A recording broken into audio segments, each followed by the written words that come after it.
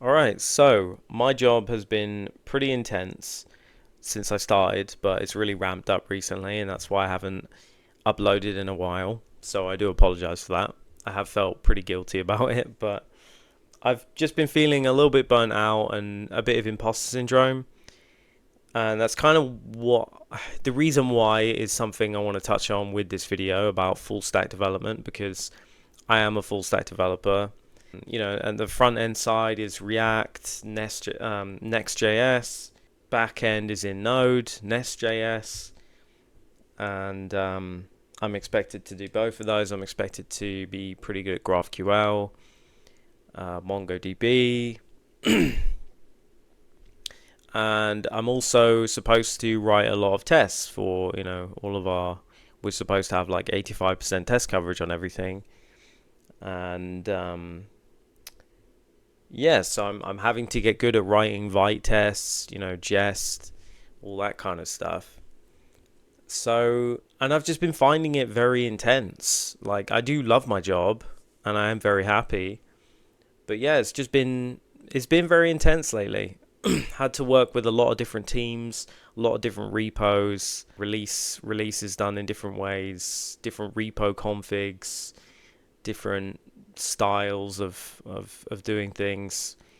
Um, and at the same time, I've been getting job ads for like, because I've had this job for 7 months, but I never sort of turned off the, websites like Indeed or Total Jobs sending me like automated job prospects in my emails. So I'm seeing like full stack developer ads going for like 30k, 40k, 50k.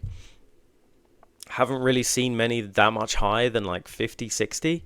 So there's a bit of range there, but at the same time, I'm thinking, you know what? If I was really good at all of those tech stacks that I mentioned, like if I was really good at, or like pretty damn good at CSS, TypeScript, front end, back end, GraphQL, testing, Docker, I'm gonna want a lot more money than like 50k.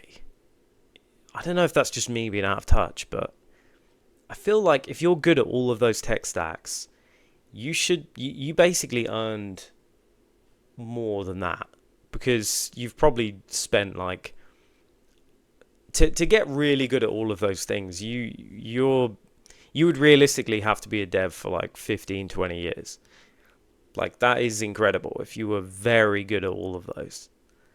And you don't see that very much. And I don't think the non-technical people in our space kind of understand just how much is behind each and every one of those sort of things I mentioned, because they expect the world from you. Like they expect so much, and then people wonder why things take so long. It's like, yeah, I'm working on multiple teams.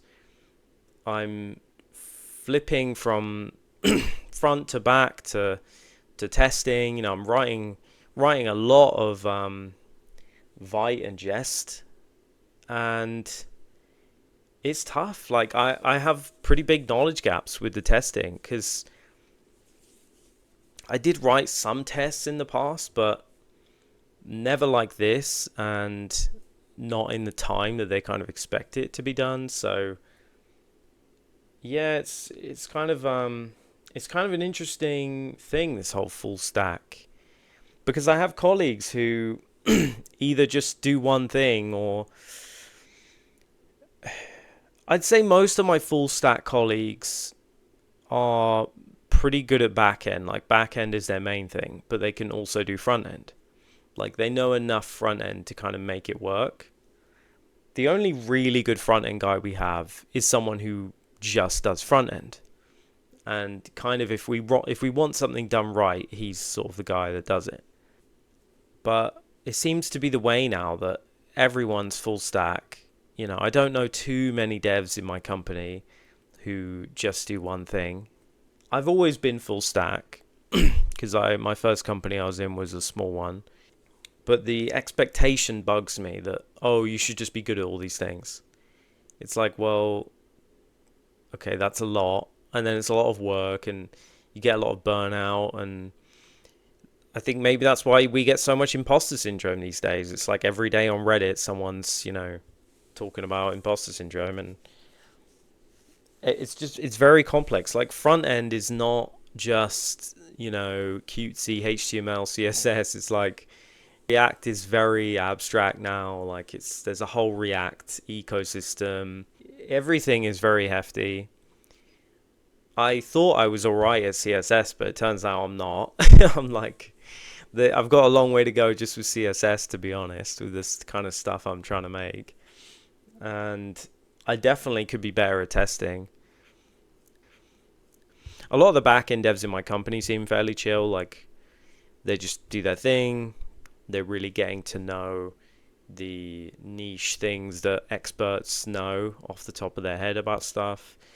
Whereas I'm sort of flitting around from here and there, and I have to spend extra time outside of work to brush up on stuff like, Vite testing and Jest. So, which is hard. So, yeah.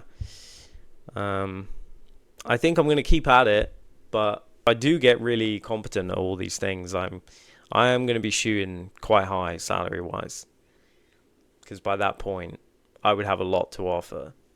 I'll probably post some pictures of job ads I'm seeing, because they are really outrageous. I know job ads are not always to be taken seriously most of the time, because a lot of them are just bots, and they're just, not, they would actually accept half of what they're asking for requirement wise, or b, they actually don't want to employ anyone.